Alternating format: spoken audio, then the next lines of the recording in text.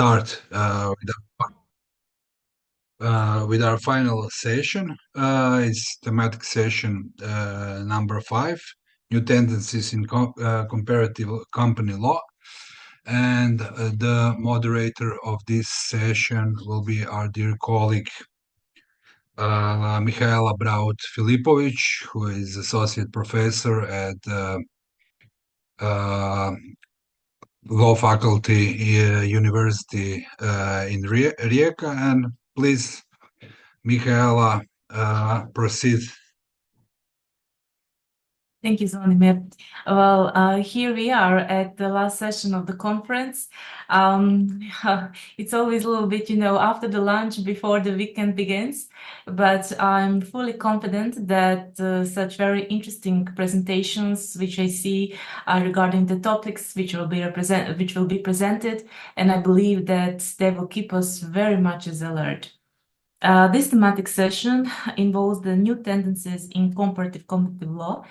I am always looking forward to such topics as the corporate law is definitely changing. It's a dynamic category these days, and we always have to rethink the traditional views and structures till now. Anyway, I have a little information for the panelists, and that is that unfortunately, Luminita Tuleasca is not going to be able to participate at the session, which means that we have 5 topics to be presented, and this means also that presenters will have a few additional minutes to present their findings, which is a good news. I'm definitely looking forward to a discussion at the end after all presentations have been presented. Anyway, I don't want to take the time more than this, so let us begin. Our first speaker is Jakub Brejdak, a PhD candidate at the University of Warsaw, who is specializing in corporate governance and equity crowdfunding. And today he's presenting a very interesting topic on the elusive shareholder leveraging family foundations for corporate control under Polish law. The floor is yours. Thank you very much. Just at the beginning, can you see my presentation? Yes. Thank you. Everything seems fine. Thank you for having me today and for this wonderful opportunity to participate in the panel discussing new trends in the company law. The topic of my presentation addresses a trend which is the rising popularity of legal entities that serves as alternatives to traditional companies. By this, I mean trusts and private foundations, especially in jurisdictions without tradition of trusts. A growing legislative trend aims to create new legal structures offering enhanced capabilities for purposes of succession and wealth management is visible. And this trend is particularly visible in Central and Eastern Europe, where over the last decade, private foundations and trust regulations have been introduced or significantly revised in Czech Republic or Hungary. And finally, last year, this trend reached Poland, the largest CEE region with Family Foundation Act. And that's why I think it's relevant to have a look on this regulation. In academic discussion, just can I switch this slide? Yeah, sorry. In academic discussion about this new Polish vehicle, the main focus has been on succession planning. I think the legal name of the foundation, the Family Foundation, appears to have steered the debate towards the family business related topics. However, the new Polish legal framework is not exclusively it's not exclusive for family use.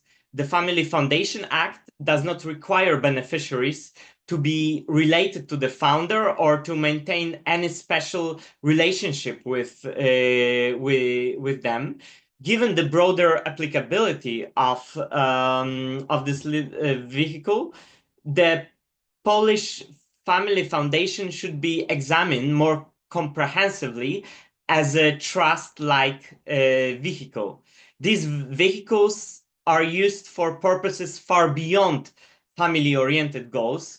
Jurisdictions such as Liechtenstein, Austria, the Netherlands, with well-established traditions of private foundations, actively attract foreign investors by positioning private foundations as tool for shareholding intermediation and corporate control.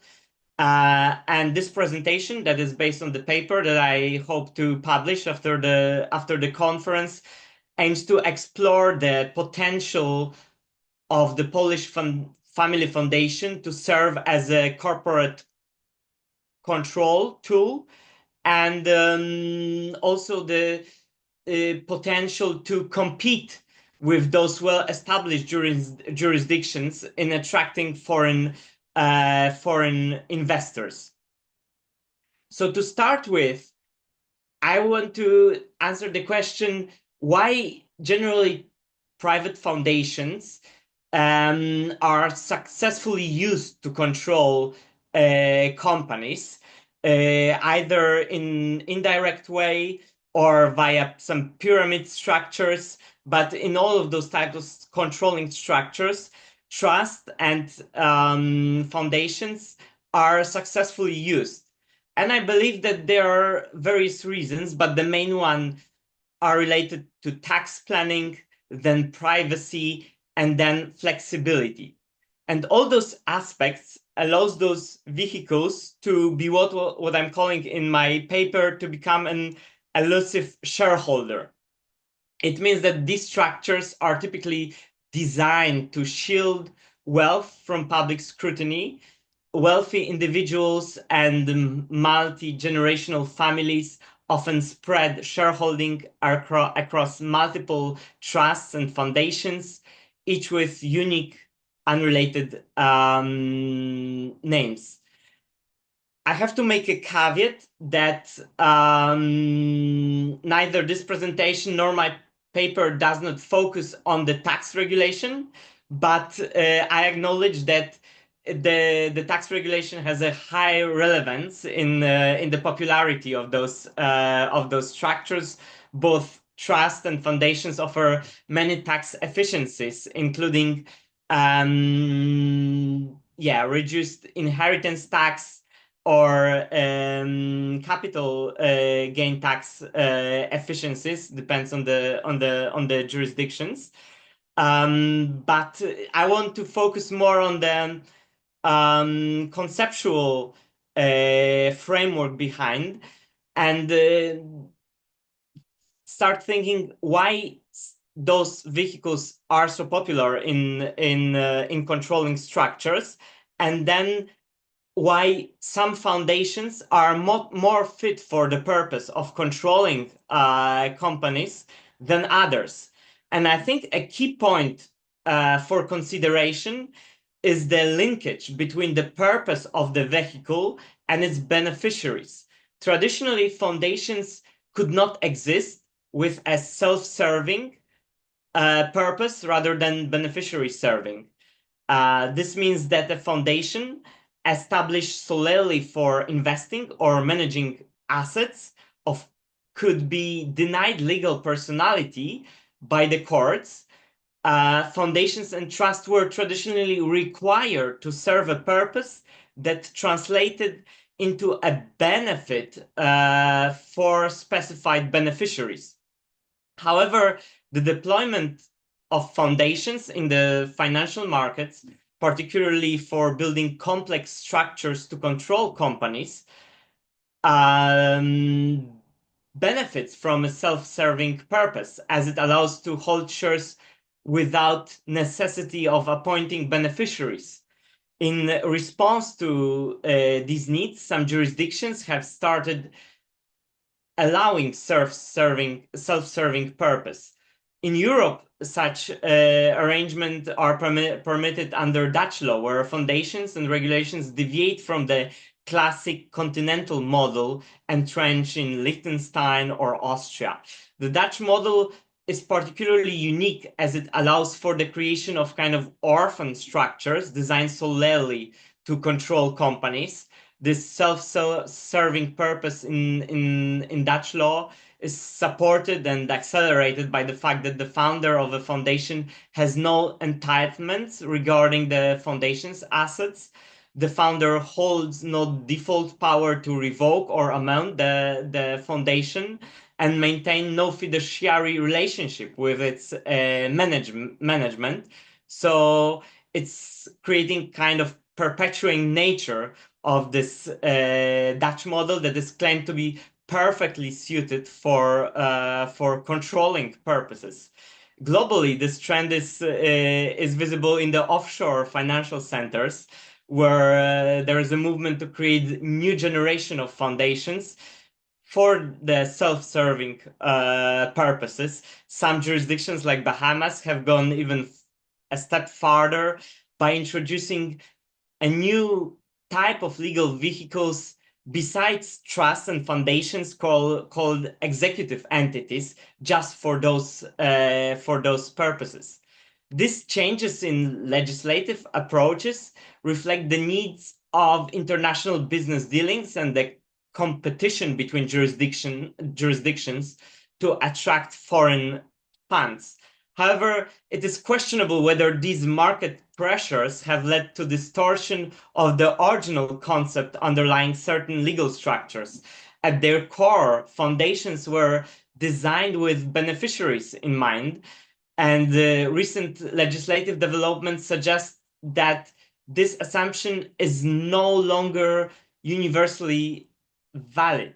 Nevertheless, statistics shows that in Europe, one of the most popular trust-like entity remains the Liechtenstein Foundation, which does not permit a self-serving purpose. And in Liechtenstein, it's the legal system certainty and stability combined with favorable tax regulations and flexibility of the structure that are sufficient enough to attract foreign investors to use those structures, and it shows that it remained possible to build controlling structures around beneficiaries. So where the Polish regulation and the new Polish vehicle stands in this spectrum of different foundations, a bit of the characteristic of this new Polish regulation. It is often claimed that the legal nature of private foundation combines the structure of a corporate entity with an operational characteristics of a trust. In the case of Polish Family Foundation, especially the first part of the statement seem to be true, as the Family Foundation Act appears heavily inspired by the Commercial Companies Code, especially this part governing limited companies. Some provisions of the act seem to have been even directly copied from company law without deeper reflection, which I want to mention or explain in a second. On the slide we can. So Polish foundations have a separate legal personality, distinct from their founders. Only natural person can establish a family foundation.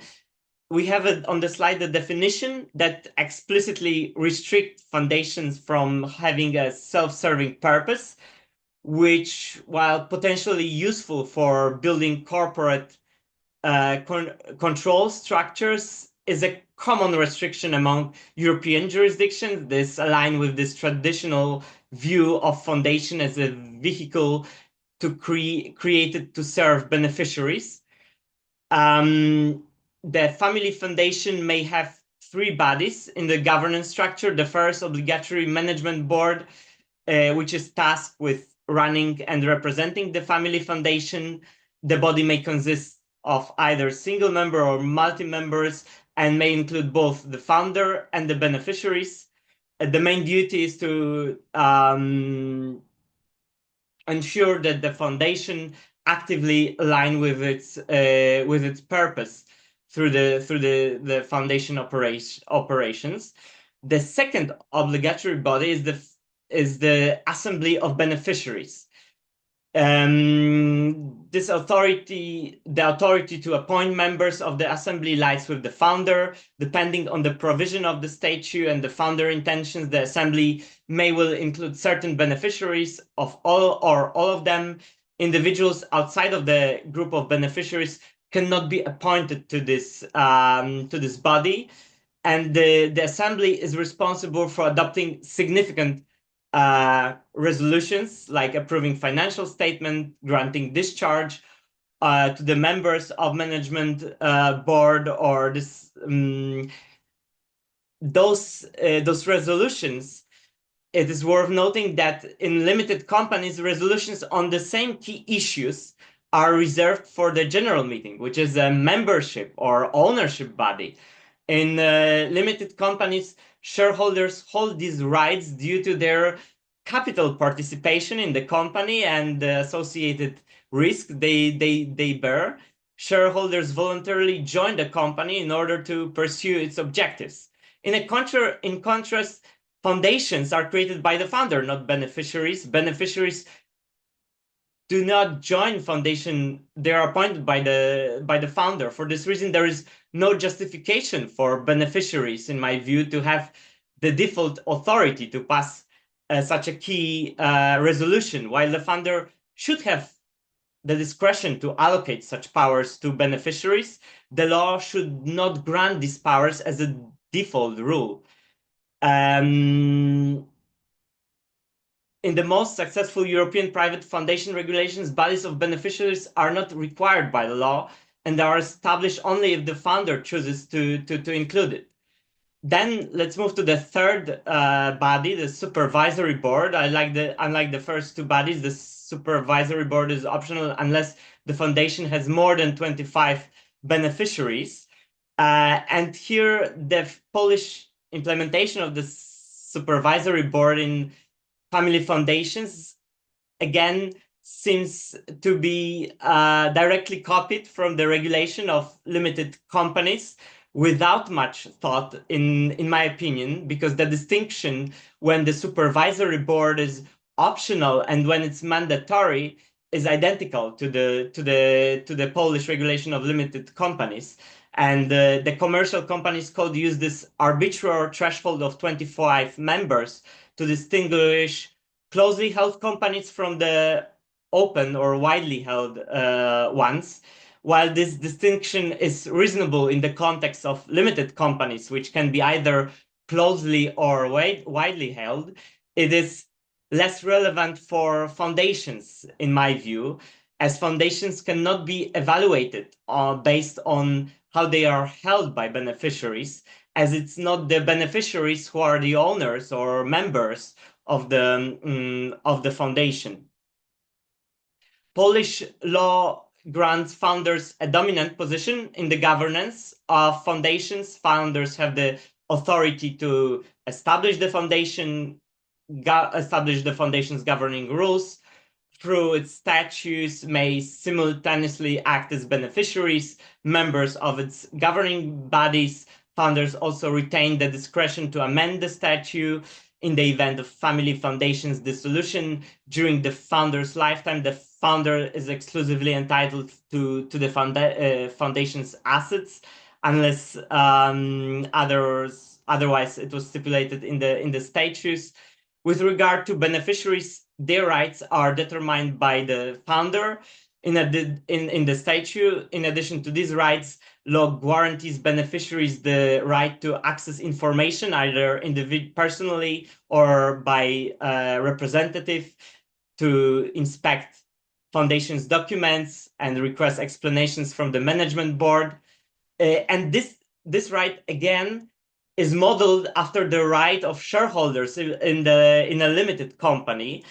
However, it should once again be noted that transplanting a legal solutions designed for a member-based vehicle to a non-member vehicles like foundation, such as foundation, is inappropriate without thoughtful adaptation. This is not to say that beneficiaries should lack any means to acquire information about the foundation's operations, especially if the legal system recognizes their interest in the foundation's assets. However, the mechanism for providing such information should be proportional to the relationship between foundation and the beneficiaries. Beneficiaries are not members of the foundation, and they cannot anytime during the founder lifetime be deprived of their interest. So this makes their position fundamentally different from the shareholders' position in limited company, who cannot lose their membership unless narrowly defined legal conditions are met. So to conclude, to answer this question, if the Polish Family Foundation has a chance to become a useful tool in to control companies, and if can join the competition to attract foreign investors, I believe that Polish Family Foundation lacks the flexibility and this elusiveness that makes trust-like entities attractive for corporate control. This regulation, it's modeled on limited company. It operates as a quasi company rather than a trust. And this is limiting. This limits its appeal to foreign investors, while its strong founder-centric governance offers some advantages. Overly robust beneficiary rights diminish its particular utility. That's why I believe Polish families and foreign investors seeking succession and control tools may find better options in well-established jurisdictions like Liechtenstein or Netherlands. Thank you very much.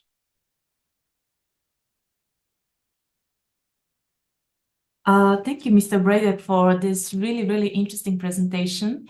I will definitely address your presentation in later comments, since this is also an area of my interest, and your presentation, I think, could really lead and spark a discussion what should be done in Croatian law. Anyway, thank you. And let's go further to our next speakers. Now we have Associate Professor Antun Bilic from Faculty of Law in Zagreb, and Mr. Ivan Luetic, a lawyer who has legal experience on the Croatian, US, and other global legal markets. Their topic for today is non-conformity in an asset deal and the share deal. So please continue. Thank you so much. I will start here, and then Antun, as a part of our academia, will continue with this more elaborate part. What we see that this panel is called New Tendencies in Company Law, but we are here maybe addressing an issue which is more fundamental in company law, which is something which should be bread and butter of our daily work, but it seems that it's maybe a bit more complicated than we thought in the beginning. I will just, as an introduction, give a background on how we started with this topic and what has led us to check this a bit further. As a practitioner, mostly in M&A deals and company law, one of our daily tasks is, of course, to sell companies like M&As and things like that. And what happened to me, I was selling a company where I was on a sell side, meaning selling the company, where the buyer was, I would not be rude to say, not as sophisticated, but maybe not as used to these kinds of deals. So we have this usual structure coming from Anglo-Saxon law with reps and warranties and everything, how you address which we are all here aware, how you address the potential liability of a company you're buying, because course, you're buying a huge enterprise and you don't know what to expect. So what happened here is we drafted the normal contract with all the mechanisms, but for some reason, the buyer, in whose interests the reps and warranties are provided, declined to have those in the contract. So I was first weird, why is someone declining this? And I double checked it, and they said, no, we don't want to have that. So first of all, my first reaction was I was super happy I don't have this liability, and this is great for me. But then I thought maybe there is some catch behind it, and what happens if there is some non-conformity, some defect with the company after we buy it? How do we address it if we don't have this contractual mechanism? So the first thing what I did is, of course, what you have a sales contract, and what you do, what you check, we checked what would be these defects, how would I address them? And the first thing that came to my mind was, okay, we have legal defects, which will cover the mere security, the share.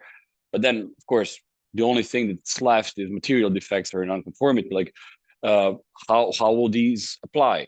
And first step was to check the case law, and then we saw that many courts in Croatia think that material defects are not applicable to shares and and the purchase of companies, on a notion that the shares as such are not things, and these cannot be applied, meaning we are left out of any mechanism to address liability after the sale. So what, as a proper lawyer, what every proper lawyer does, he has academia member on his speed dial, which I did, and I called Anton, please help me with this. How do you see this? And we said, like, oh, this is a very interesting topic, because technically, if this is true, what the courts in Croatia think, it seems that after you buy a company, it's just up to you, that you don't have a proper mechanism to address any defects that happen afterwards. So we digged a bit deeper into this topic. We checked, and yes, at the first glance, it's not completely clear how you apply material defects on the enterprise as such, as a nexus of different things, contracts and everything. Even though we determined that it should apply, of course. And then what we also notice is that so our subject of sale is not, it can be in a form of an asset deal, meaning you buy an enterprise, not the shares, but the enterprise as a whole of different things in the contract, as I said, or you buy the shares. And then what we noticed from comparative practice is that the rules, even though the subject is very same, the rules are a bit different. And these should be, even though you buy enterprise in both cases, the approach should be a bit different. And now into this part, I leave it for Anton to now go into a bit more analysis. And yeah, here you go. Thank you, Ivan, very much. Well, I will try to cover it. There is so much to say in so little time, but I hope I'll be efficient. So you probably know what's an asset and a share deal. Asset deal, you buy enterprise as such, the whole assets of a company. And a share deal, you buy shares, usually all of shares, and thus you acquire control over an enterprise. So this is two different, legally entirely different ways, but which have very similar final goal, at least from economic point, how to control a successful business. It can be a restaurant, it can be a startup, whatever, but this is the final goal. And now our idea is to research how should law actually tackle that issue. And usually it does not need to. And in Croatia, we have really good lawyers like Ivan, who usually have it all down written in contracts. And they do not need to resort very much to the Obligations Act because they have it in their templates. They probably took them from somewhere from UK or US. It trickles down from those, well, more sophisticated countries to ours. So you don't need it that much. But still, you cannot leave it just to having people who know how to draft a contract. You have to, from an academic point, you have to have a position on that. What happens actually if there is a defect? What happens if there are no reps and warranties? And as Ivan stated, and now I will try to present two scenarios, one with asset deal and one with share deal. Can we actually resort to the Obligations Act provisions on material or legal defects or maybe something else? So first, as to the asset deal, well, first thing we have to bear in mind that the enterprise is more than a sum of its parts. So it's a whole. It's consisted of many contracts, things, land, whatever, rights and obligations, money, but it's more than its individual parts because it acts as a single entity unit in the market.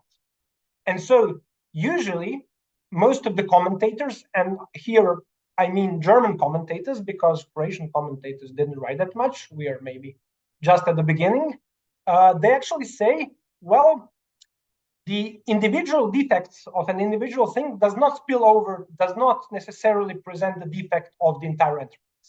And it's entirely logical, of course. If you buy a company, of course, you won't check every desk if it's scratched, if it's broken. It's normal that this enterprise has some maybe litigation going on concerning certain real estate and so on and so on. So yes, of course, not every defect of every single thing can spill over to the entire enterprise. But still, maybe for my taste, German majority approach is a bit too strict. And it says, well, defects of individual stuff, things, spills over to the enterprise. It becomes a defect of the enterprise only if it destroys the enterprise practically, if it makes it incapable of acting in the market. Well, this sounds a bit too strict for me if we compare it, let's say, to any sale. Let's say if you have a car, if it's simply scratched, well, of course, car is still functional, but you nevertheless don't want it to be scratched. So I believe it's a bit too strict. And now, of course, the question is, what is the delineation? And the delineation is, I believe, like in every contract, the intent of the parties, what parties deemed important for their contract when they negotiated. And you can see that from negotiations because parties negotiate extensively. And you can also see what was the price made out of. So, for example, let me go back to my example of a broken desk. Of course, if you buy an enterprise and enter the premises and see a desk is broken, this usually is not a defect of the enterprise. You cannot claim material or legal defects. However, let's imagine a hypothetical scenario where this desk was a subject of negotiation. This is, let's imagine, a piece of art front desk, which was really between the parties an issue of contention, and actually the price depended on this. I would ask myself, why wouldn't the buyer be able to claim material defects as a defect of the enterprise? Yes, of course, at first it sounds strange. How can a desk spill over to the enterprise? But the answer is simple in my view, because of the intent of the parties. This is what parties deemed important when they contracted for that enterprise. So, and now I would like to switch over maybe to share deal, which is in practice, I would dare to say, even more common. Even can nod if he agrees or of course. So share deal, as I stated, is the situation where the buyer buys shares in a company in order to control the enterprise which that company manages. And here, the additional layer is that the object of sales is not enterprise as such, it is actually shares. And as we all know, shares are actually rights, they're not things. And now, how can now such, for example, certain defect in an object of the enterprise, a broken desk, or even something greater, a defect of a real estate, you have a mortgage or a litigation, or some money is missing, or there is concession that has been missing. How can it spill over to the shares?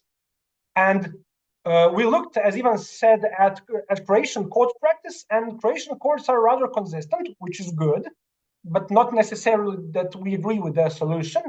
And they're very adamant here. They say share is a right, and they say two things. First, because share is a right, it cannot have material defects. Well, already I believe this is wrong, because if you read Obligations Act more carefully, I won't do it now and bore you with intricacies, but you can check it. It doesn't connect material defects necessarily with defects in material. Material defects are not only defects which can be touched. So even a thing and a right can have material defects, meaning it is non-conforming. It does not have the capabilities that parties intended that to have. And this is not covered by legal defects, because if you look at legal defects, they're much, much narrower defined. They pertain almost only to rights of third parties. So you shouldn't translate legal defects as defects of rights. No, this is not correct. Legal defects is defect because some other person has a right upon the object of sales. And actually material defects is a catch-all term which encompasses many types of defects. So first, this is not necessarily correct that just because something is a right, it cannot have material defects. I really don't believe this to be true. But the second thing more important for this is, well, can we say this is a share and we are not concerned with the potential defects of the enterprise and the objects of that enterprise which the company controls? So yes, admittedly, these are two entirely different objects. Let's imagine a factory, a part of the enterprise, and a share in the company which controls the factory. From a legal standpoint, this is entirely different. And how can the defects of one spill over to the other, and can they?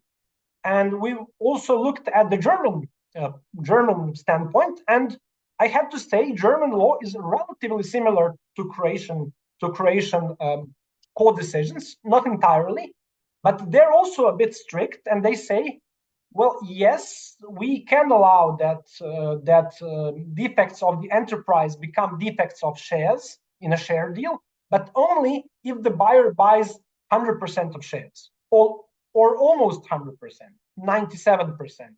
Some authors say, well, maybe 75, but they're very, very strict that you have to buy everything. And their logic is, well, the object is different. Share is not the same as enterprise. It is not the same as thing. And this will be maybe our final but most important point. The question is it actually true? Of course, share is different from a factory, but what is the object of any sales contract? Let's say I buy a car, and you could say the object of that sales contract is a car. But is it actually, if you think about it more properly? The object of the sales contract is not car as it is, as a physical object. It is my idea of that car. And now this sounds very maybe philosophical and theoretical, but let's say that this actual car does not have the capabilities that I intended it to have. And my contract is not the car itself, the car is a physical object. It is the car as I wanted it to be and contracted it to be, as I paid it to be. So this is not only a thing of pure legal theory, but also of commercial sensibility. So actually, you pay for what you want. This is what you negotiate for. And if that thing that you paid for does not have it, well, you should have some legal recourse. And now to go back to that example of a desk, let's imagine that this super artistic desk, which constituted the identity of a company, that had defects, and we had a share deal. So now, yes, you could say, well, this is entirely different. First you have shares, then you have enterprise, then you have a desk. But still, if I bought shares, 100%, or maybe even 50% of shares, or maybe even less, but I intended to have shares in a company with a perfect desk, with an untouched state-of-the-art front desk, and I paid for that. I actually contracted for that. I see no reason in obligations law why wouldn't I have a recourse in material defects? Because if you look at the provision, it's very broad. Basically, it says, the point is, if the object of a sales contract does not have the properties which it needed to have according to a parties' agreement, according to what parties wanted it to have. And so if I wanted to buy shares attached to a company which has a very nice desk. This is what I contracted for. You cannot circumvent my intent and what I paid for just by saying, well, this is a different object. So there are no things as such in law, at least in contract law. We have intent of the parties which can cut through those different things. So, and with this, I will really conclude. We really believe, and I know this is just a blueprint, and I hope that we will publish our article and develop this even further. The idea is that even Croatian Basic Obligations Act, having its roots in Roman law and whatever, has capabilities to support contemporary sales of companies, contemporary assets, deals, and share deals. So even if negligent buyers forget to put in their reps and warranties, or they do not consent to them, they're not left in the dark. They have recourse. They just have to know how to read the Obligations Act properly. So thank you very much, Michaela and the organizers. And this is it from us. We are looking forward to your questions. Thanks. Well, Anton and Ivan, thank you really very much for this very stimulative approach to a very complex topic. And I'm also sure it will spark a certain discussion at the end of our session. And now the time is to move on to our next speaker, who is already ready, as I say, Michal Bieniak, who holds a PhD and acts as an arbitrator. And today he's going to present the topic, Limited Joint Stock Partnership, the Forgotten Partnership. The floor is yours. Hello. Do you see my presentation or not? At the moment, no. No. Did you share the screen? Yes, I tried to, but I will try to. Okay, now something is happening. Something, yes, we see it now. Okay. Let me begin. First of all, as everyone, I would like to thank you to organizers, and especially for this session, because these two topics were very, very interesting for me. First, because about Family Foundation, I wrote 2 articles in the last 2 months, 2 years.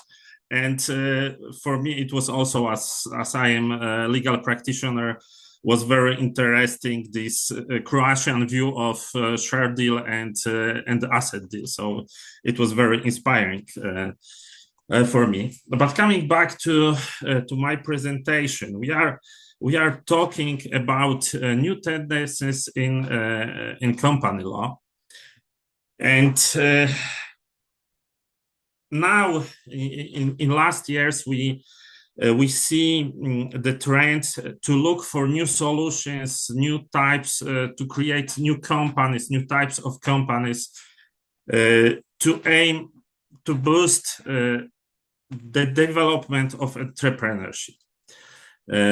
But maybe this is my conservative nature. I'm always thinking, do we really need these new forms, new solutions, new types of companies? Maybe the use of existing institutions is, after some minor legislative changes, is sufficient. Maybe we don't need to create something new, because we are, as legal practitioners in Poland, we say we have too many laws, too many changes. No one knows what is really going in law. It's very difficult for entrepreneurs to act correctly, not to go against law. This question inspired me to analyze how the limited joint stock partnership is is regulated in different countries. Here you can find different names in different languages of limited joint stock partnership. Because why I put this translation in it? Because to tell the truth, in the biggest part of European jurisdiction, limited joint stock partnership is not more partnership. It became a company, especially in Italy and in Switzerland. Why this choice? Why I choose the limited joint stock partnership? For two reasons. Firstly, there are significant disparities in the number of limited joint stock partnerships in different countries. Secondly, there is a clear difference between at least two models of regulating this type of partnership. And as you can see, the numbers. In Poland, you have more than 4,000 limited joint stock partnerships. In France, more than 1,200. In Germany, more than 200. These data are from 2018. In Germany, it's very difficult to find the newer statistics. And from the opposite side, we have only 57 in Italy and 9 in Switzerland. These disparities are important, but also there is another important difference, because we can talk about two models of limited joint stock partnership. We have French-German model and Swiss-Italian model. And as you can see, these two models are great influence on how many partnerships we can find in different countries. In Poland, our regulation is based on German model, French-German model. The same in France, the same in Germany. In Italy and in Switzerland, we have Swiss-Italian model. So it is interesting to see the differences between these two models. So let's go to German and Polish law, because these two jurisdictions are very similar. Polish Code of Commercial Companies and Partnerships is based on German German Joint Stock Companies Act. So there are many similarities between these two jurisdictions. In German and Polish law, there is a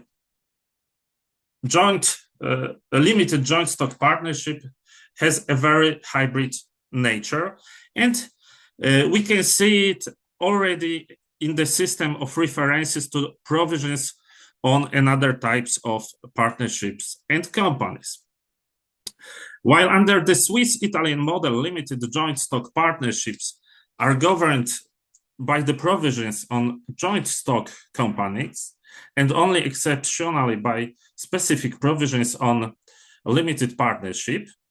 Under the German model and the referential Polish model, references to the provisions on limited partnerships are significantly broader. That's why this partnership in Poland has a very hybrid. In Poland, in Germany, have a very hybrid nature. The second characteristic, the second similarity between these two jurisdictions is that general partner can be, but doesn't have to be a shareholder. We have the positions of general partner in limited joint stock partnership in Poland and in Germany is very similar to the position of general partner in a limited partnership. So that's why he doesn't have to be a shareholder, but he can acquire the shares, remaining still a general partner. The difference between these two jurisdictions is based on legal personality. In German law, limited joint stock partnership has a legal personality, and we can say this is company more than partnership. In Poland, limited joint stock partnership remained as it was in French Code of Commerce, Napoleonic Code of Commerce. It still remains partnership. So in Poland, and this is the country that we have the highest number of limited joint stock partnerships, it has really hybrid nature, more than in any other jurisdiction that we are talking about now. What about French law? That I already said, this is also the country that there are many limited joint stock partnerships. Also for historical reasons, it has some sources in the period of 19th century. But the French model is very similar to German. We still have hybrid nature, references to both types of companies and partnerships, I mean to limited partnership and also to joint stock company. We still have two types of the partner, general partner that can be a shareholder but doesn't have to be a shareholder, and shareholders. In French law, limited joint stock partnership has a legal personality, so it means that this is still more company than partnership. The difference between the most fundamental difference between France and Polish and Germany is that this is the only jurisdiction. This is the only jurisdiction in these 5 jurisdictions that there is possible disconnection between the management and unlimited liability, because in every other country, also in Switzerland and in Italy, the duty and right to manage the partnership is strictly connected with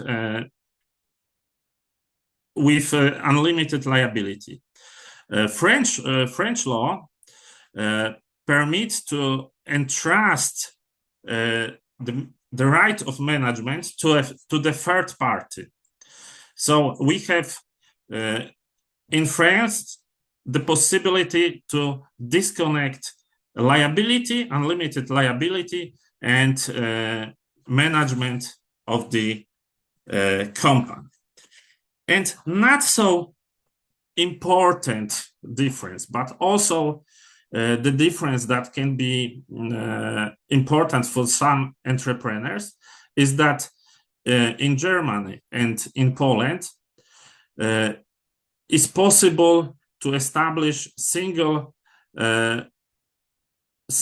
member joint stock partnership. There can be one person in Polish limited joint stock partnership and also in German limited joint stock partnership, who is the same general partner and shareholder. In France, there have to be more partners in limited joint stock partnership. And we are passing by to Swiss and Italian law. In Switzerland and in Italy, the model is completely different. We have all the partners in the company have to be shareholders. The only difference between general partner and limited partner is the right and duty to manage and represent the partnership. And second difference between Swiss-Italian model and German-French model is that in Swiss and Italian law, we have general reference to the joint stock company regulation. So it means we can find in articles, in books in Italy, even that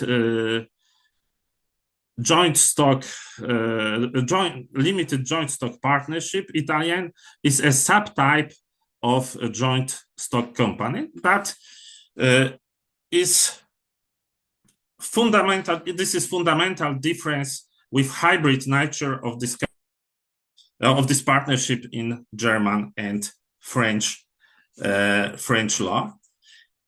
In the case of Italian civil code, moreover, a general partner may be recalled from the position of an administratore, by resolution of the extraordinary general meeting. So, in such situation, general partner in Italy, in Switzerland, is not even protected against the hostile takeover of the partnership. That is one of the normally, it was one of the biggest advantage of this kind of partnership. How we can summarize this situation?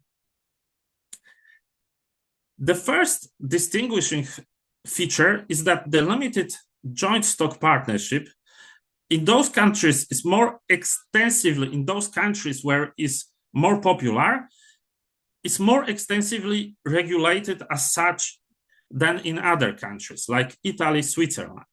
This lends it its own characteristics, distinguishing it from other partnerships, I mean limited partnership or general partnership, and the joint stock company.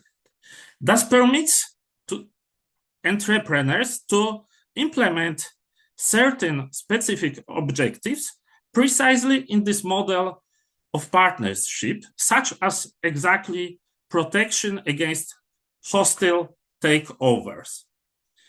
And from this results a more general conclusion that the creation of new in big business has a rationale only if they differ significantly from the existing ones, because we can find the limited joint stock partnership in these countries where it is really different from other partnerships and companies. So there is no sense to create such types of new types of companies that are very similar to existing ones. The new regulation has its sense only if it is different from the existing one. And this is also about Polish Family Foundation that Mr. Brejdak was talking some minutes ago. Now there is a huge discussion in Poland about tax in family foundation, and it results that the people established family foundation not because this is a new type of foundation that meets some that give us some advantage in our entrepreneurship. They established it purely for tax reasons, and I think it's not a good way to create new types of companies, foundations only for tax purposes. It's not a way. That's all from me. Thank you very much.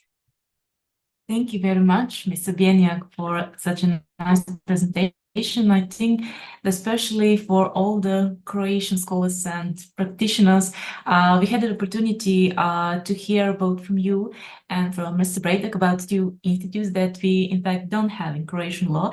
And you presented it both from also from a critical point of view, and you gave us critical appraisal of, okay, what should be perhaps retaught before even considering of introducing it into Croatian law. So very much thank you for that. And thank you. You don't have limited joint stock partnership? No. No. Okay. I didn't know.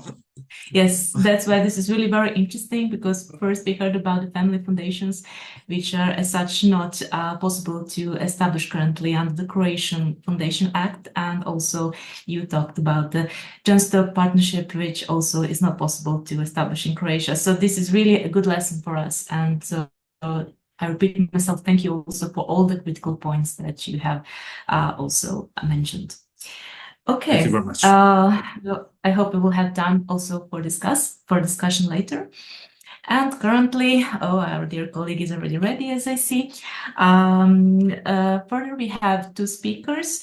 Tina Jakupak, our judge from Commercial Court in Zagreb, and Željka Bregež, also a judge at Commercial Court in Zagreb. Their today's topic is on the cross-border patrol, a review of court registered judges. So the floor is yours.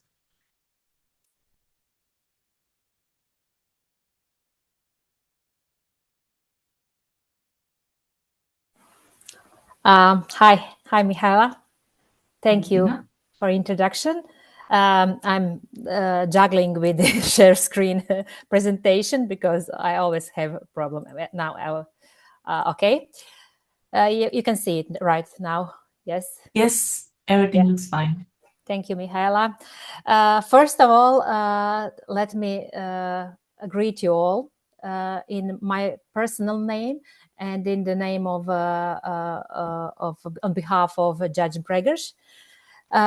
We are judges at the Commercial Court in Zagreb, Croatia, and we thank you to Professor Hana Horak and to all organizational committee. We thank you for the opportunity to participate again in this conference. I think this is the third or maybe fourth time, and thank you for letting us present our view of some issues that bothers first instance judges at Commercial Court in Zagreb. Just a brief introduction. I'm a judge at the Commercial Court in Zagreb for, let me say, 13, 14 years now. And I sit as a judge in the litigation proceedings, but also in a court register department. Court register, for one who don't know, court register department is a part of a commercial court, and the commercial court has a jurisdiction over court register.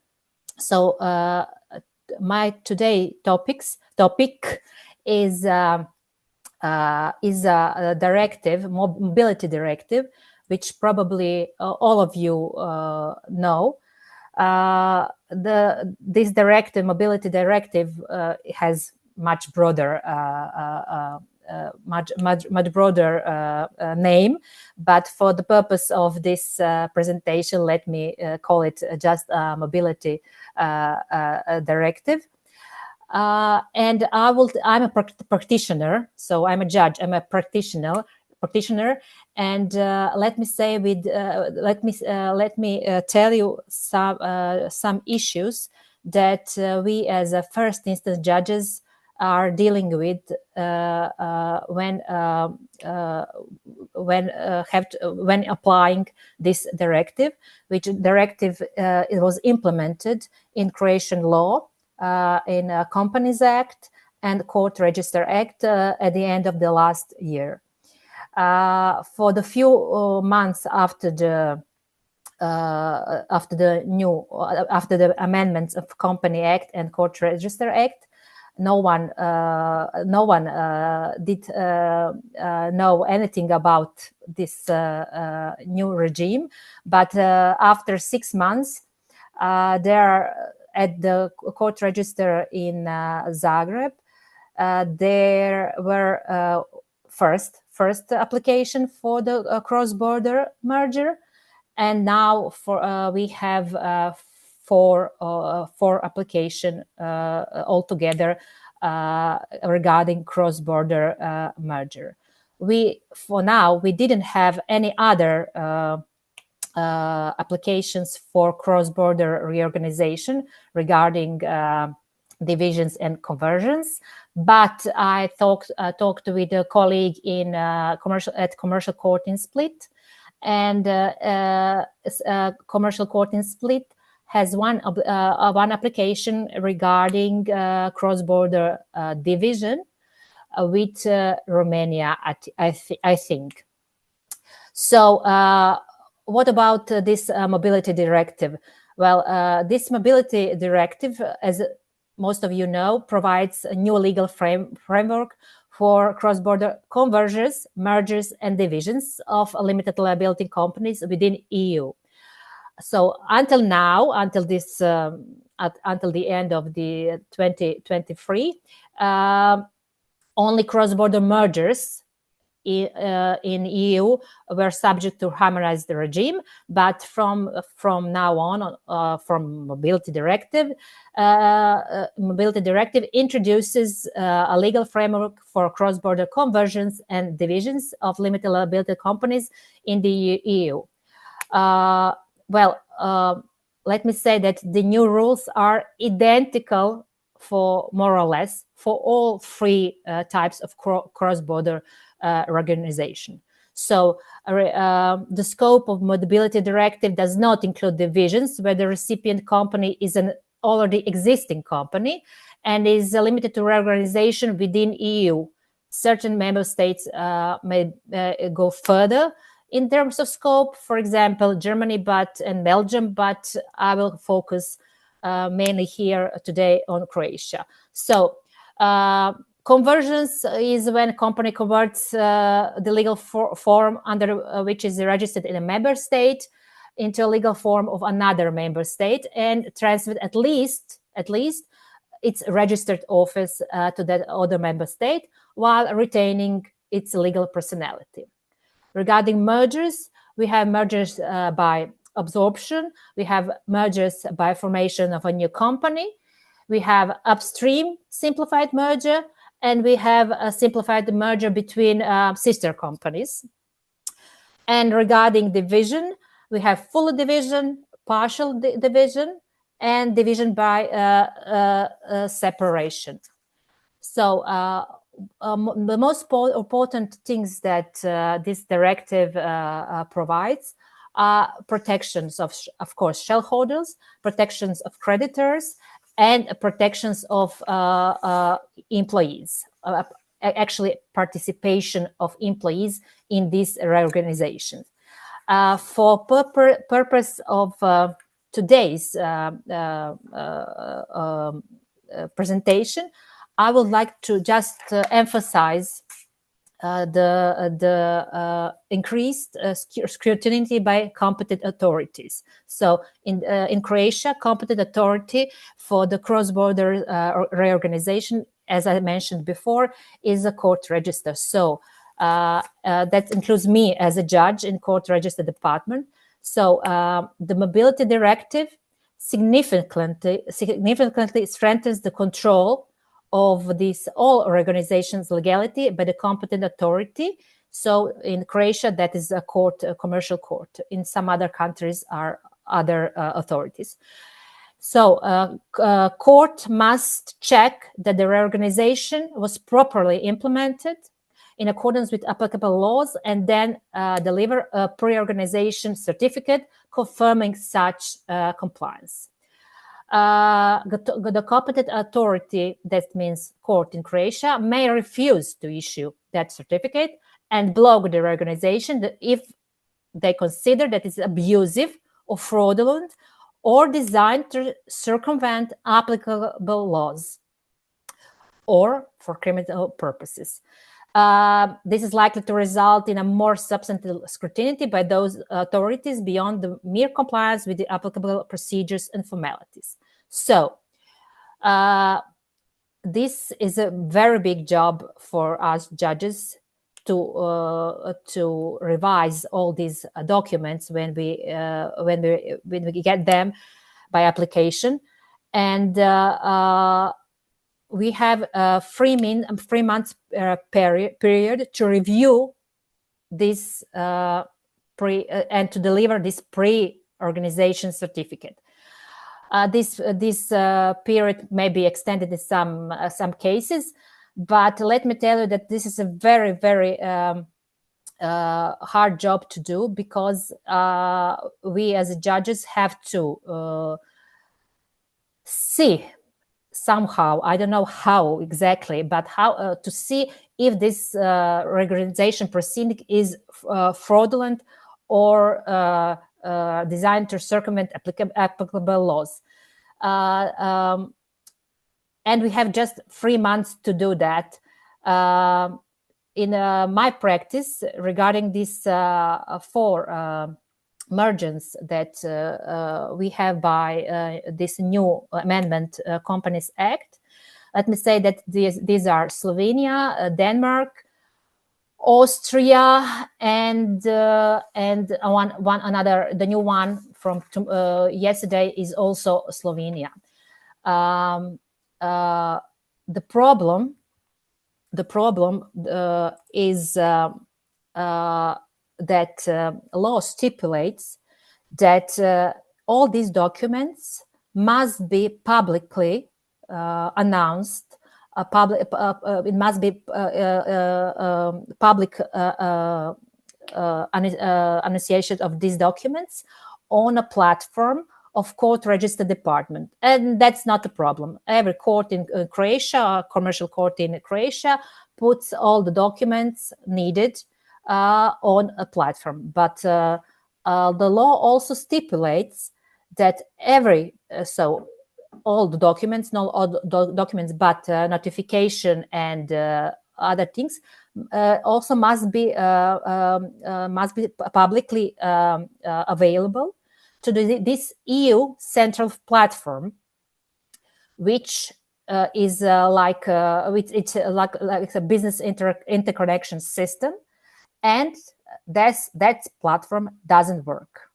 So not only in Croatia, but all over Europe, this platform doesn't work. So the law stipulates publication on this platform, and platform does not work. So I have questions of parties and other parties and other colleagues, what to do now. So you have a directive, you have amendments of Croatian Act implementing this directive, which stipulates publication this central platform, and the platform doesn't work. So it's very nice to have a directive. It's very nice to have amendments of Company Act in official gazette and everything, but everything, not just this cross-border organization, but all other things that happens through the directive that implemented in Croatian Acts, everything stops at technical points, not just in a court register, but also on this your central platform. So regarding these mergers that we have at commercial court, we cannot have a publication on EU central platform. because it does not work. I asked the IT department of Ministry of Justice Administration and Digital Transformation, when will this happen? When will be in full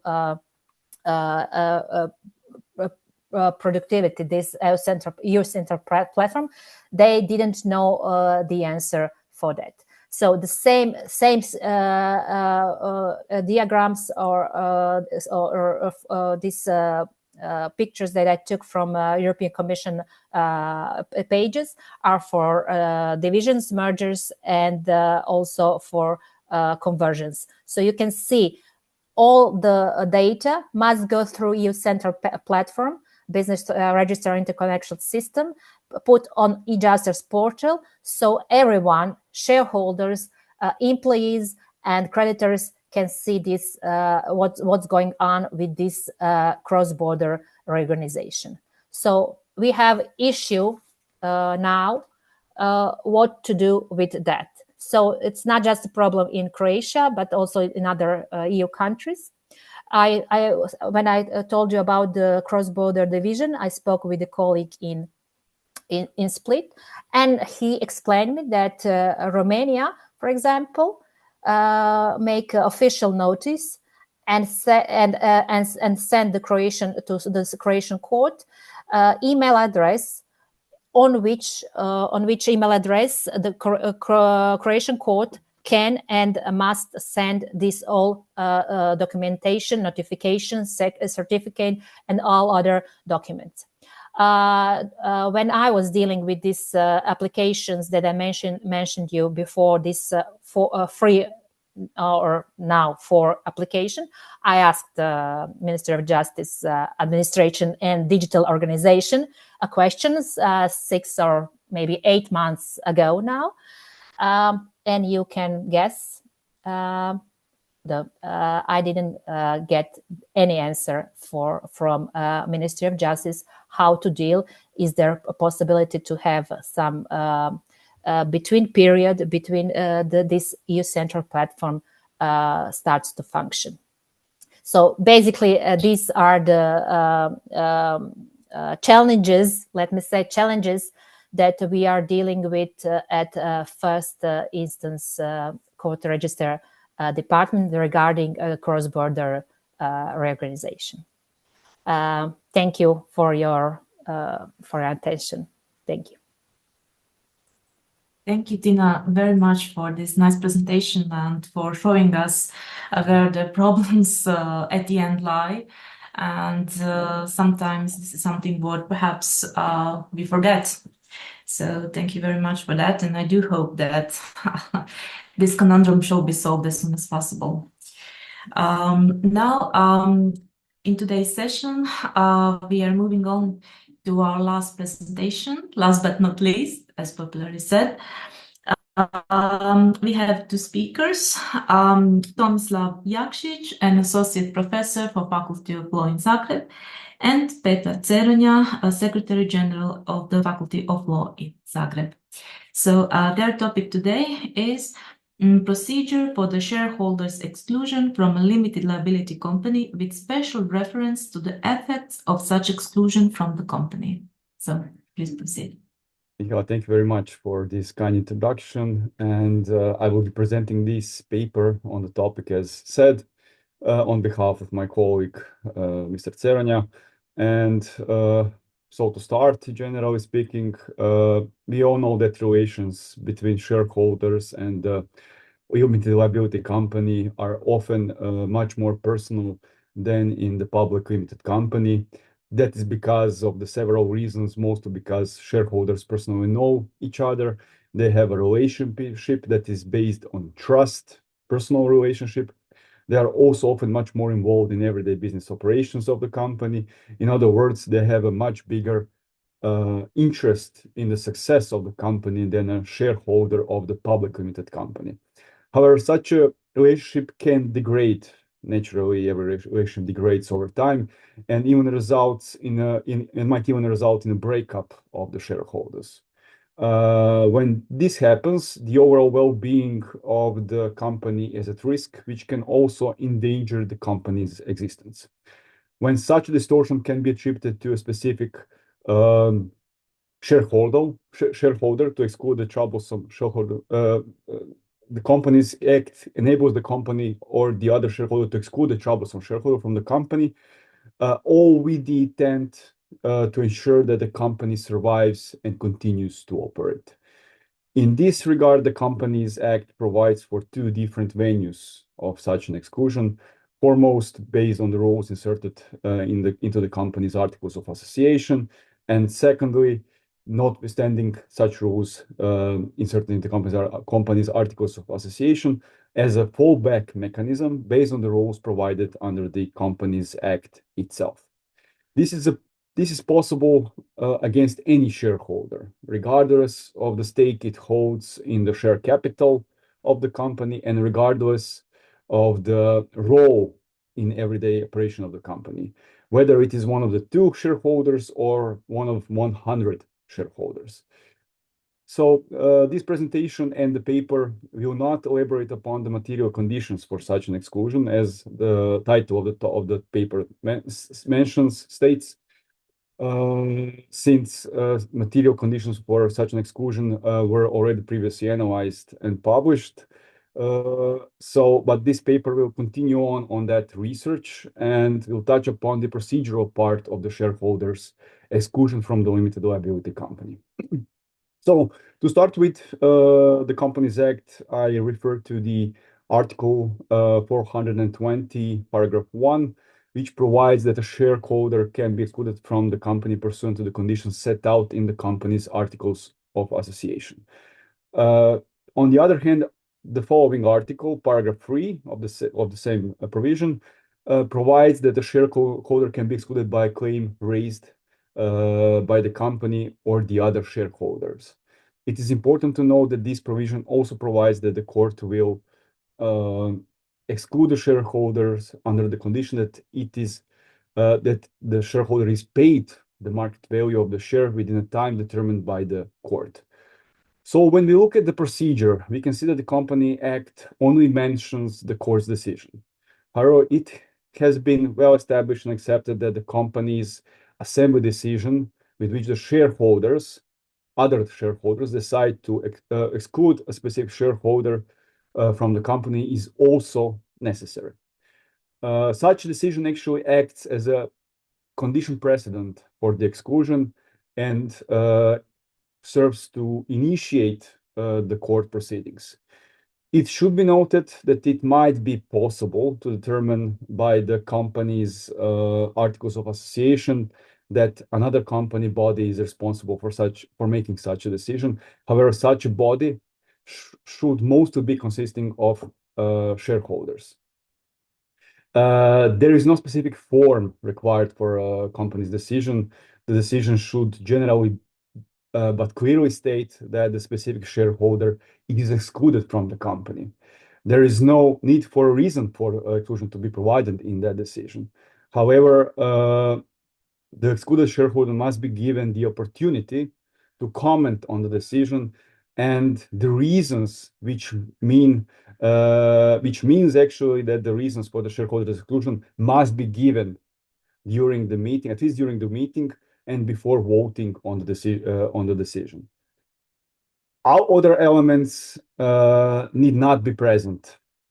For example, the value of the compensation, the manner in which the shares of the excluded shareholders are going to be utilized after the exclusion, and so forth. These are all elements which can be determined later on during the court's proceedings. In a company with two shareholders, it is actually one of the two shareholders that actually decides on the exclusion of the other. So there is no need for a specific decision of the General Assembly in that regard, since it is only that shareholder that will cast a vote in favor of the exclusion of the other. It is quite possible that the other will also initiate such proceeding against the remaining shareholder.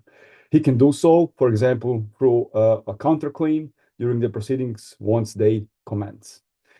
The majority required for the assembly's decision is not determined by the Companies Act, so one could consider that a simple majority as a general rule would suffice. However, the company's assembly decision should be made with a higher majority, qualified majority of 3/4 of given votes for the decision. This analogy is based on the majority required for the cessation of the company by the assembly's decision. That is because an exclusion decision seriously affects the relationship between the existing shareholders and is a step away from the cessation of the company. However, other majorities from simple to unanimous could also be established by the company's articles of association for such a decision. It should be noted that such a majority should not be tied to a share capital, since that would mean that the assembly's decision could be reached without the votes of the excluded, could not be reached without the votes of the excluded shareholder. Naturally, the excluded shareholder cannot exercise his right to vote on the company's decision because the shareholder might then act as a judge in its own affairs. It should be noted that this does not disable the shareholder from providing his defense before other shareholders give their votes, which might ultimately also influence their final vote, as already previously mentioned.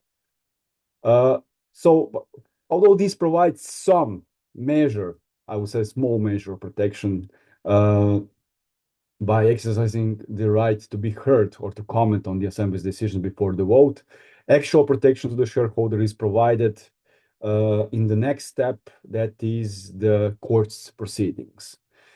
This means that the exclusion is finalized only when the court confirms the exclusion. This enables the shareholder to lay out his own arguments in defense of his position. Other than only participate in the proceedings before the court, the shareholder might also raise an action to nullify or void the assembly's decision on the basis of the prescribed, for example, formal reasons. Once the assembly's decision on exclusion is reached, the company or its management is actually under obligation to initiate the court proceedings with intent to finalize the exclusion. They hold no discretionary power in this regard. However, in case the management does not initiate such proceedings, the Companies Act enables all other shareholders to initiate the proceedings in a form of actio pro socio action. They should also be enabled to nominate a special representative, for example, to initiate such an action on behalf of the company.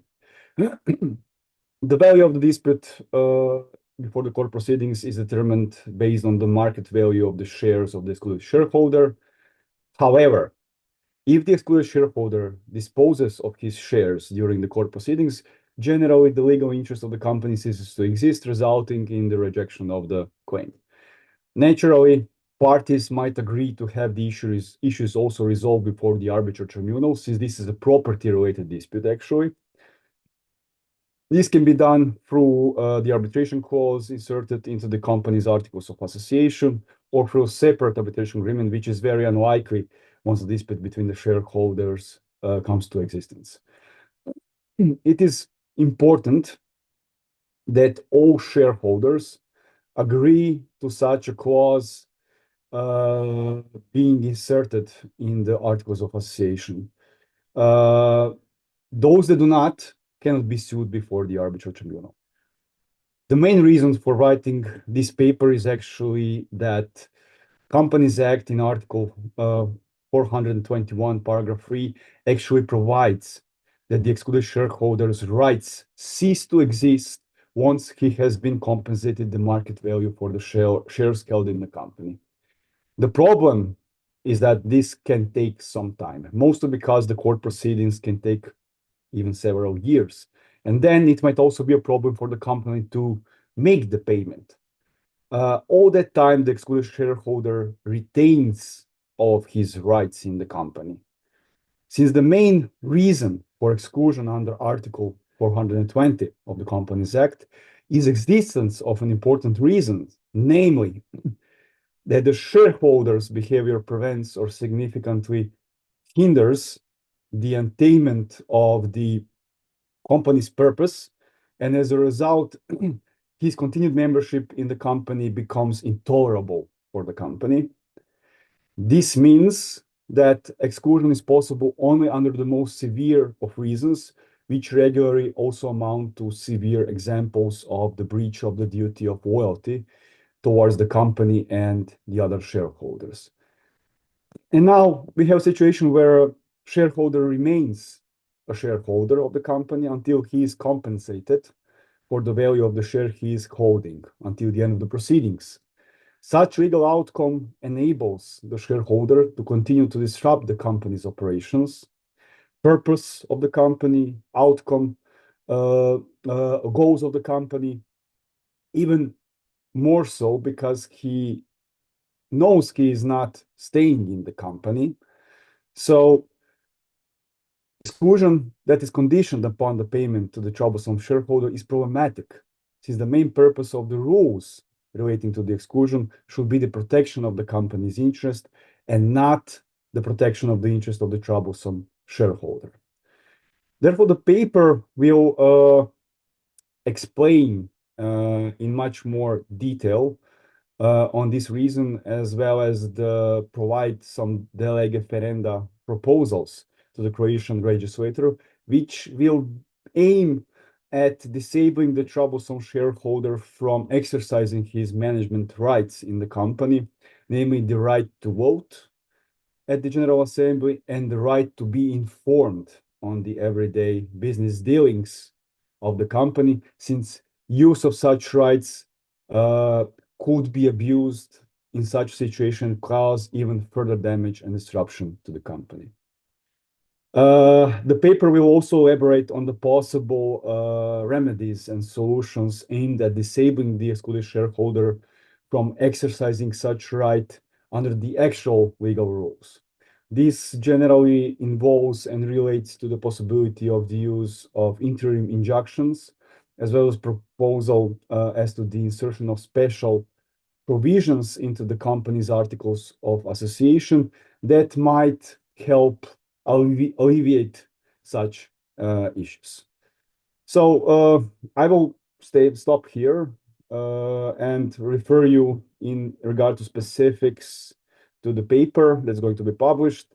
And of course, I thank everyone and thank the organizers for the possibility to be here and to present on this topic. Thank you.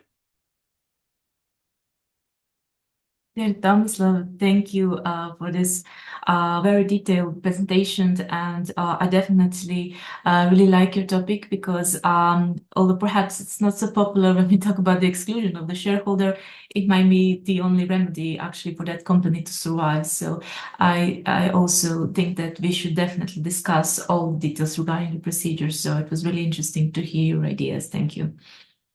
And regarding our session, we are well due in time. We in fact have almost an entire 30 minutes to discuss. So this is now the time to open a discussion. And for that, I call participants, panelists to pose a question.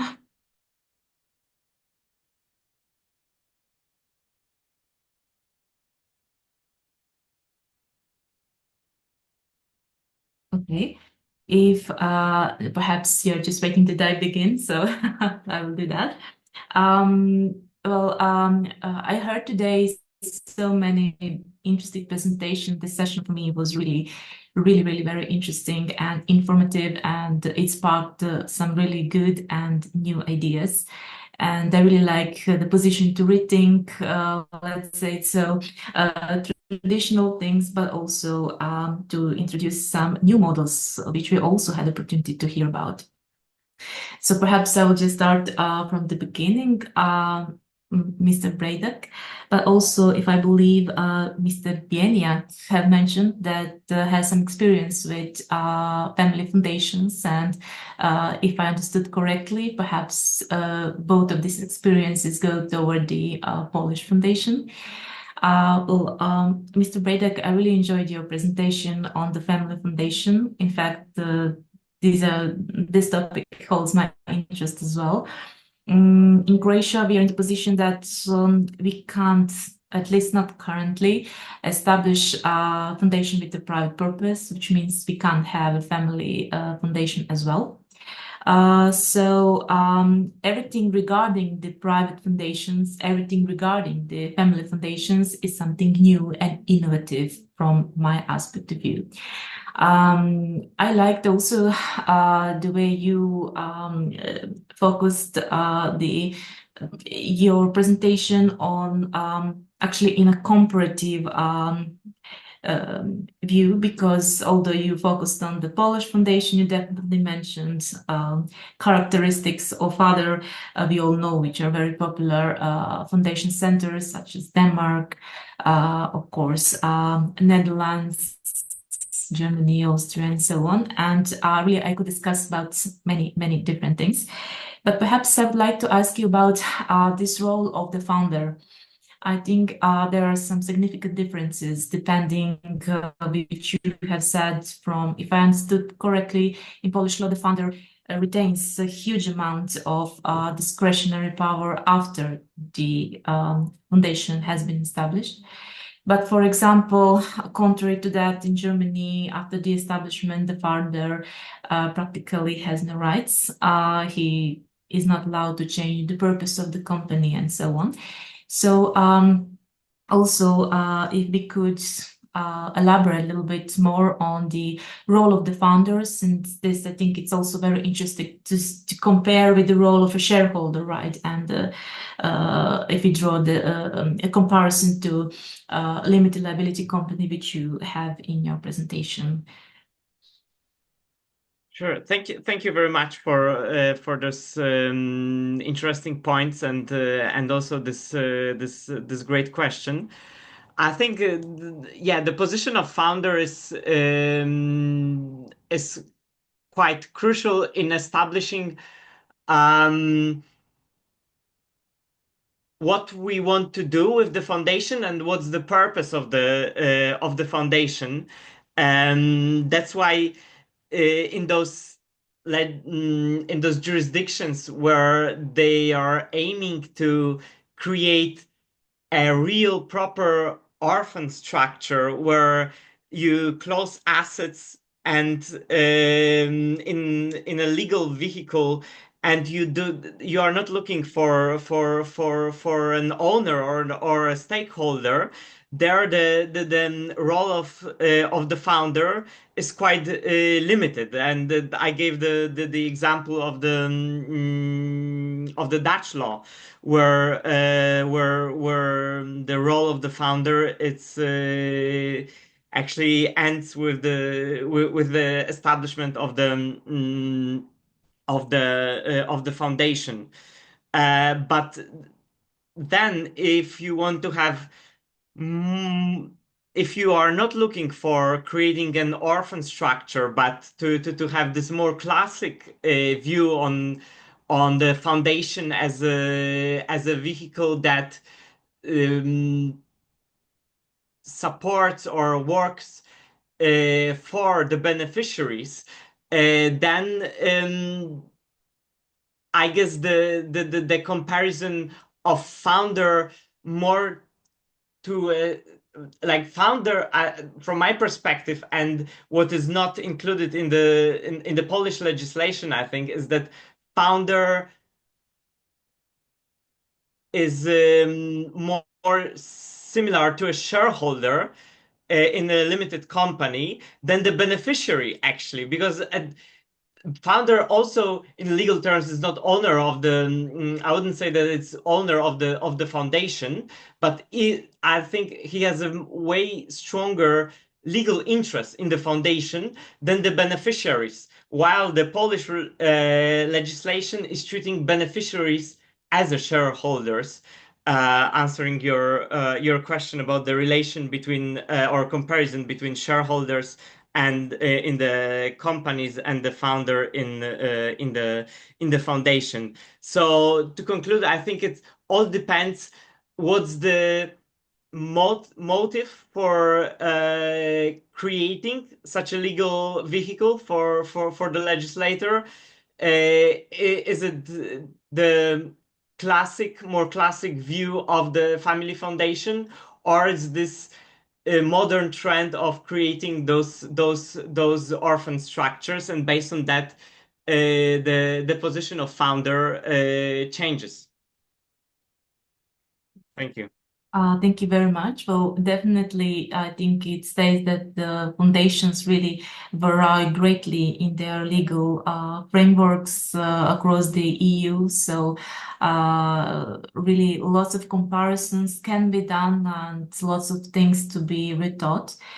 But I think that also Mr. Bieniak, although no on the topic you represented, but you have mentioned the taxation aspect was actually a crucial incentive and not the legal framework, which was invented by Polish legislators. So if you could just a little bit elaborate on that regarding the taxation, if you want to add something on your comment.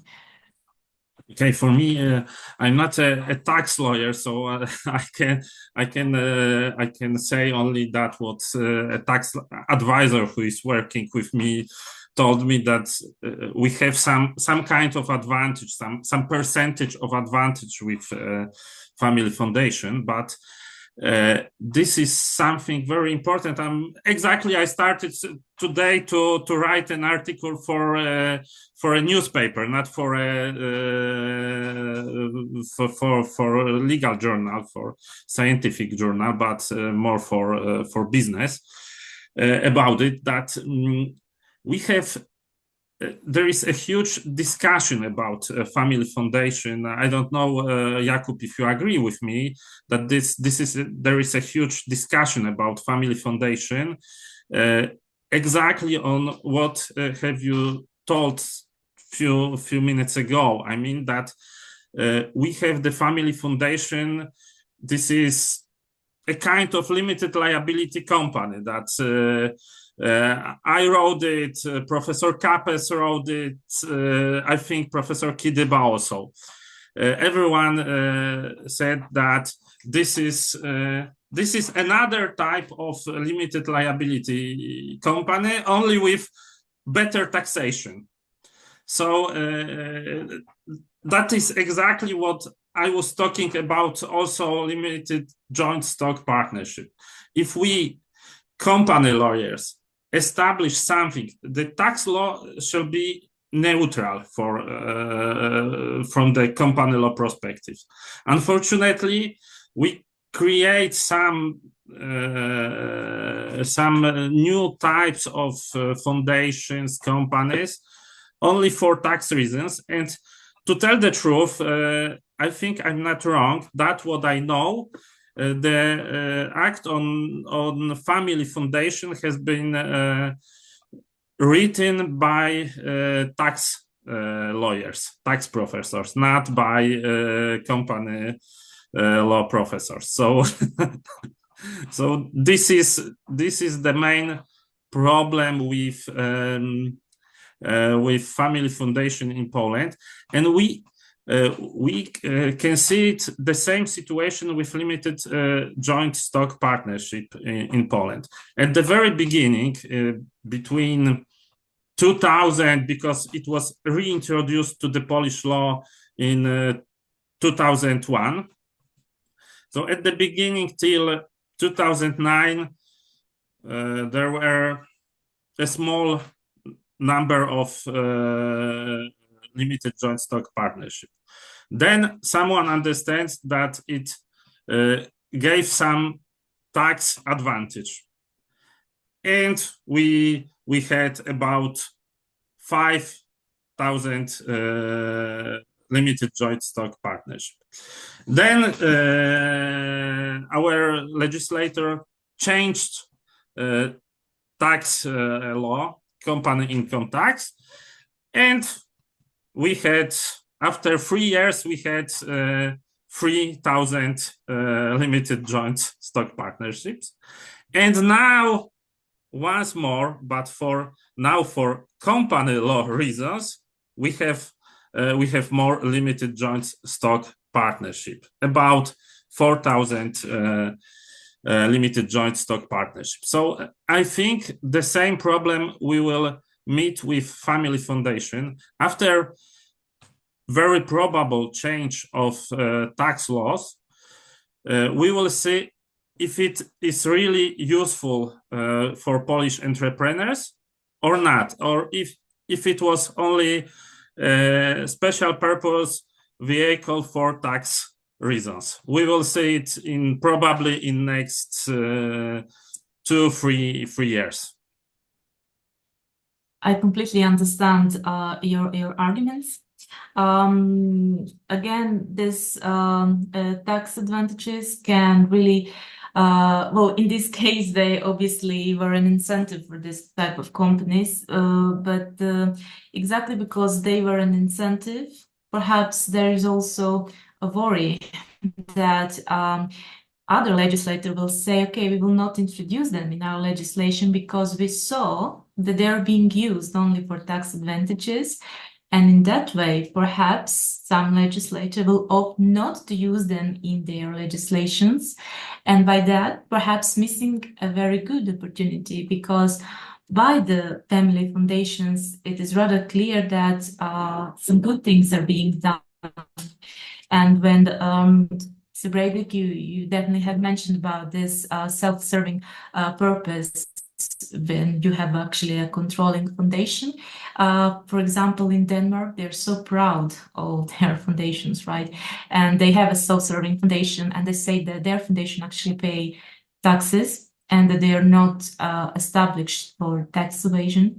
So perhaps that can also be an example of how these vehicles can actually serve not just for disadvantages, though I fully understand what you argued. Thank you for your answers. And we have now Marietta Mishkulin, who has raised her hand. So please unmute.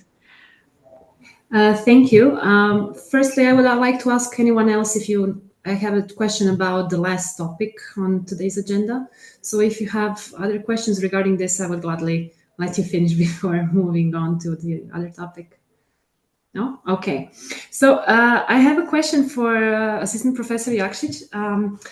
I mean, in case of exclusion through a lawsuit based on the Companies Act, exclusion or exit of the shareholder, it is quite clearly stated when shareholder rights ceases. On the other hand, I'm interested, how is it in practice in case of procedure through the Articles of Association, or although not the same case, it is similar maybe in case of contractual option clauses, such as some put or call options.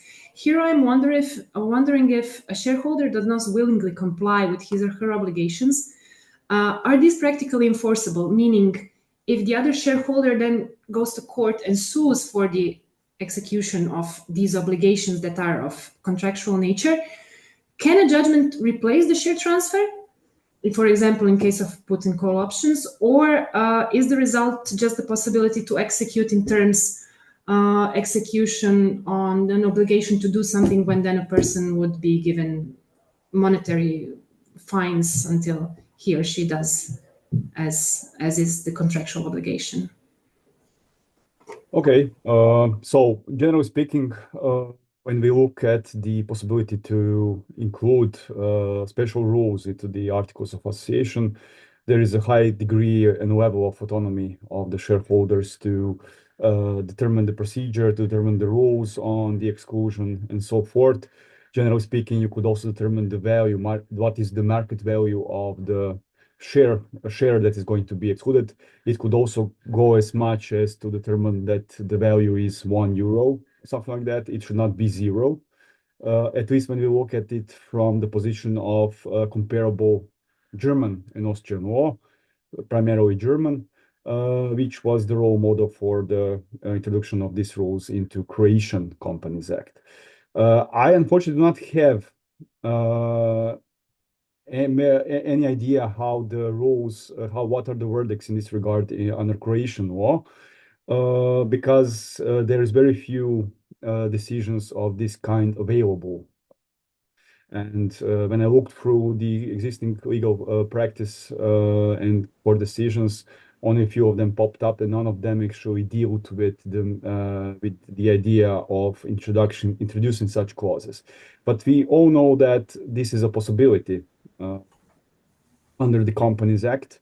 It enables the shareholders to introduce such clauses. So call put options, they should also be possible to agree as such. And what is important to note, that what cannot be, I think, dislodged in this regard is the right of the shareholder to have such a decision for his exclusion investigated or confirmed by the court proceedings. But for example, exclusion could be undertaken even before the court decision was reached. Currently, it is only after the court's decision and once the shareholder has been paid in this regard. So the question, the meaning is that, of course, in such, these are contractual clauses, they should also be possible to be enforced. That is a completely different set of questions and different set of problems by itself, because, I mean, this should probably go through the general rules on enforcement and interim injunctions in this regard. But we all know that it is sometimes very hard to receive such injunction or to enforce contractual clause in this regard, something like this in this regard, call and put options. So, I mean, generally speaking, you can also talk about the damages to the company and to the other shareholders. But what will actually happen if such a clauses exist? I know that they are actually exist, especially in the limited liability companies. They are put inside the Articles of Association. I have seen them. But I have not yet seen a decision of the court in regard to the dispute on the effect of such a clause. Yes, that would be very interesting for me to see. I also never found something like this, whether in the end the person actually needs to sign a shareholders agreement, not shareholders, I'm sorry, share transfer agreement for this to actually, for these shares to be transferred, or if can be some kind of automatism based on a judgment if such person actually has the right to request some action from the other party. So that is something I never actually came to a conclusion about this. Yeah, I mean, you can never, I mean, you can try to force someone to sign it, but I don't think that the decision could change, make the change in this regard. So it could somehow in this, so we could have the court's resolution, but this is not the situation where we have this kind of a decision. So I mean, the only possibility is to kind of force him through, I think, interim injunctions or something like that. I mean, I also thought about maybe a possibility could be kind of maybe use some other company law remedy, like actio negatoria or something like that, to try to, but this is aimed at the company's decision or something like that. But maybe something in line with analogy in this regard, because he is a shareholder and he does something to the company which is harmful to the company. So try to make him stop doing so in this regard. Taking over of his shares would be a kind of a possibility remedy company to protect the company in this regards. But so you mean switch from the contractual possibility to the actual possibility from the law, because non-compliance with the Articles of Association might be considered harmful, and then we can go to the other remedy, for example, of exclusion. Interesting idea. Okay. Yeah, I mean, there's lots of, I mean, these are all ideas, theoretical ideas when you think about it, but I mean, none of it has been actually exercised in practice. So I cannot vouch for certainty in that this will be work. But I mean, the paper is still being written. It's not written yet. And we are actually just doing this part, that is the legalata part, where we are trying to figure out what will happen, what might happen in such situations. Of course, we're also dealing with the possibility of introducing such clauses into Articles of Association, which might alleviate the situation.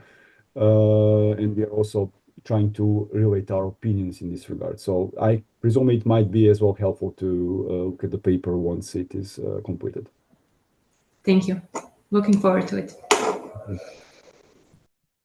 While listening to the discussion, through my head, I was going through the provisions and of our corporate law, and perhaps something with the restriction of the on the transfer of the business shares when.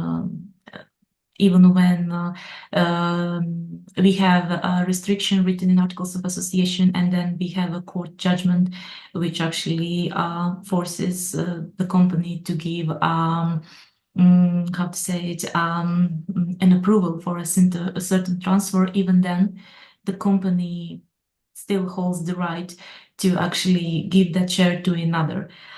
So it would be, I think, really hard to actually come to the conclusion that we can force a certain party to actually not the contractual part of the agreement, but for the assignment contract, which we always say that it is necessary for a transfer. But I definitely agree that this is really a very open issue, and as you have mentioned, Thomas, I think we have really just a few court cases perhaps regarding the exclusion of the members, and that is why I think lots of that is still open to discuss. I don't know, perhaps if Tina, are you listening to us? Perhaps if you can shed a little bit more light on this discussion, if you want to tell us, did you encounter such cases in the court practice? Yeah. Well, you talk about a few of them.